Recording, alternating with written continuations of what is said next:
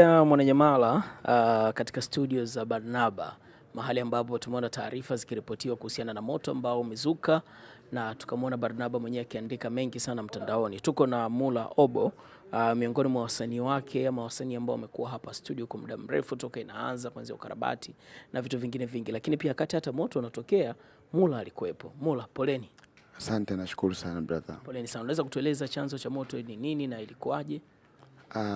Chanzo cha moto nitashindwa kujua, lakini kwa muda ambao nilikuwa ndani kipindi moto unaanza kutokea, nilikuwa niko na ndugu yangu producer, tulikuwa tumekaa, kuna kitu alikuwa ananirekebishia kwenye simu yangu.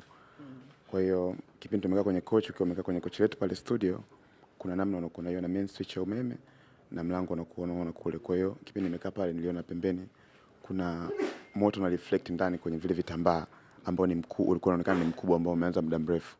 Kwa hiyo kipindi namshtua ndugu yangu, bwana nini, kuna moto unaonekana huko ndani unaendelea kuwaka mkubwa. Baada ya kuona ule moto ni mkubwa, tulishtuka, tulitoka nje kwenda kushtua watu, kupiga kelele waje kutusaidia kufanya nini, kuzima, kwa sababu kwa kuangalia kwa haraka haraka tuliona tutaweza kufanya nini, kuzima. Kwa hiyo tulitoka nje na ndugu yangu, watu wakawa wanakuja pia kutusaidia, lakini kipindi tunarudi ndani, kutokana na matili ambayo yanakuwa yanatengenezewa studio, zile nini gypsum booth, zile sponge na nini booth.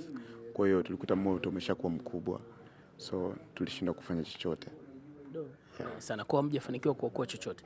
Yaani kwenye kuokoa kaka hatujafanikiwa kuokoa chochote, kwa sababu pia sehemu ambayo chanzo cha moto ulipoanzia ni mlangoni, na studio ni pale unapojua hapa studio kwetu hamna mlango, ni mlango uko mmoja. Kwa hatukuweza kufanya chochote. Zaidi nilichoweza kuokoa ilikuwa ni simu, ilikuwa naiona kwenye coach kule kipindi moto mkubwa. Simu yangu nilikuwa nahisi kama ni simu yangu, na hiyo pia nimeenda kuiokoa, nilijaribu kuingia kujitosa pale, lakini pia ilikuwa ni simu ya ndugu yangu. Kwa hiyo nikawa nimempatia, kumbe yangu alikuwa ameshika yeye kipindi mimi ananisaidia pale. Kwa hivyo kwa mshtuko ndo alitoka na simu yangu. Kwa hivyo nakuokoa nilijua yangu, kumbe ni ya kwake. Madhara yote kwa binadamu? Madhara kwa binadamu hajatokea, kwa sababu tatizo lilianza kutokea ikiwa sisi tuko ndani, na ingekuwa sio zile vitambaa vile vya booth ambavyo vya studio, na maana tungeweza kuona mwanzo mapema moto. Lakini inaonekana ulianza muda mrefu, ulikuwa uwezi kureflect kwa sababu ya vile vitambaa, ulianza kuwaka kwa ndani. Kwa hiyo baadaye umeanza kuwa mkubwa, ndio kaanza kureflect kwa kama unaonekana. Mara mwisho nakufanyia interview tulikufanyia hapa ilikuwa kwenye hali ya usasa, vifaa vya kisasa, kwa vile vyote pia vimeteketea.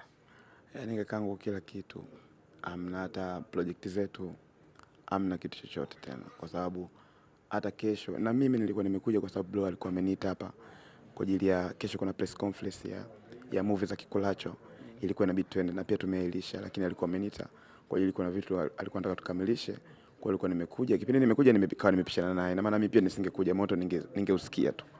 Kwa hiyo kipindi nimekuja hapa, yeye akawa ametoka, kabidi niwe namsubiri. Kwa kipindi namsubiri, ndugu yangu akawa ananirekebishia ile simu, ndio ghafla tukaona ile moment ya moto pembeni una reflect.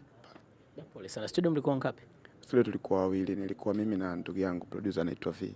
Barnaba alipofika alikuta tayari umeshazima ama hali ilikuwaje? Barnaba kafika moto umeshakuwa mkali tayari, kwa sababu yeye pia kipindi tumempigia kwamba nini moto una nini unawaka huko, yeye pia ndo aliwapigia fire. Kwa hiyo fire ndo akawa anakuja, na yeye pia akawa njiani anakuja.